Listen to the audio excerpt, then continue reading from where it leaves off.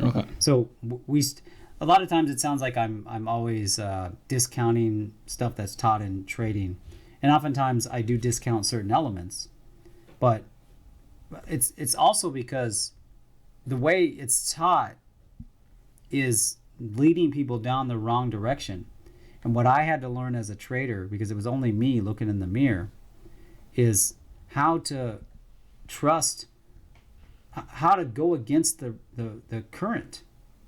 I'd read in trading book after trading book or watch YouTube video after YouTube video. You know, YouTubers is almost worse than trading books because you don't know, right? I'm a YouTuber, of course, so you don't know, but I live stream my trades, so at least you can watch in real time, like any trade. Well, the thing is, when you hear something and it's 90% of the thinking, it's hard to go against 90% of the thinking. It's hard for you as an individual to stand up and say, wait, no, I see that this is wrong more than it's right. So why should I adopt this thinking? So I'm not saying that support and resistance is that, but I'm saying that that's one of the things that you will have to do as you develop as a trader.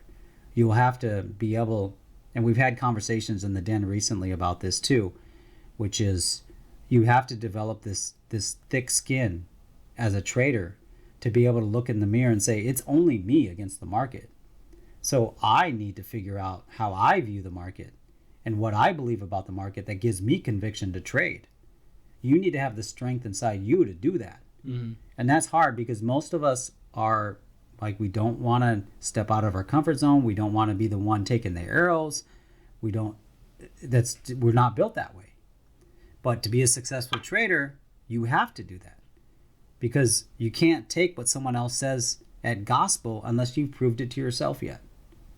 So that's why I know I continue going back to that, but it's important because I believe it's one of the factors why I'm able to operate in a chaotic environment that the market is in, is because I've mastered that ability through myself. Mm-hmm. Of being, you know what I mean? Yeah, I understand what you're saying. Yeah. So I bring it up because I need to repeat it almost so people hear it. Mm-hmm. And you hear it time and time again, because I think it's one of the factors in why I can operate in an uncertain environment comfortably. Yeah. Even though I'm never comfortable.